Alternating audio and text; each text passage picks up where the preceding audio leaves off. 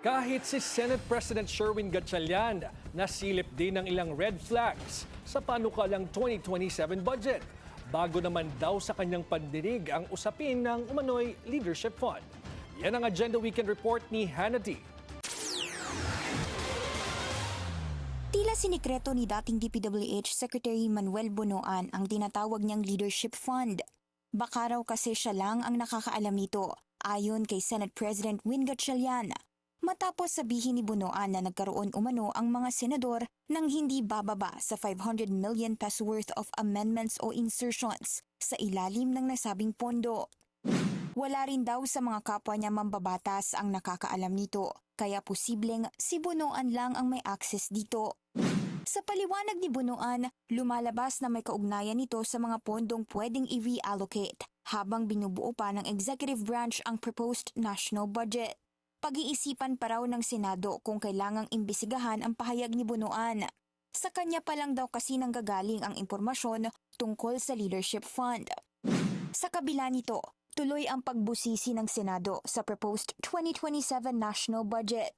Sinimulan na ni Gatchalian ang paghimay sa libu-libong line items ng DPWH. Mas detalyado na raw ang mga proyekto ng ahensya kumpara sa last budget season.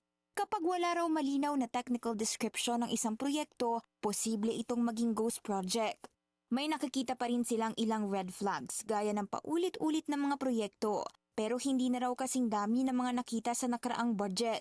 Nagbabalik ang flood control spending para sa 2027 kahit uminit ang flood control scandal. Yan ay nasa 107.4 billion na target gastahin para ituloy ang mga unfinished infra project, kalakip ng iba pang proyekto. Mas hihigpitan din ang mga amendments sa 2027 budget. Kung may ahensyang humiling ng dagdag pondo, kailangan may justification at supporting documents. Kung galing naman sa local government unit ang hiling na proyekto, ayaw na rin payagan ni Gatchalian ang paglalagay ng proyekto sa budget kung may nakaabang na contractor na para rito. Katuwang niya sa pagbusisi ng budget si Senate Finance Committee Chair J.V. Ejercito na una nang nangakong walang leadership fund o allocables sa budget na dadaan sa kanyang komite. Hamon para sa Senado ngayon ang oras. Mula Lunes hanggang Miyerkules kasi, kailangang pagsabayin ang impeachment trial at plenary session, habang Huwebes at Biyernes na lang ang para sa committee hearings. Sasabayan niya ng 2027 national budget deliberations. Kahit naman daw election season ang pagtalakay sa pambansang pondo, walang magbabago sa pagbusisi nito.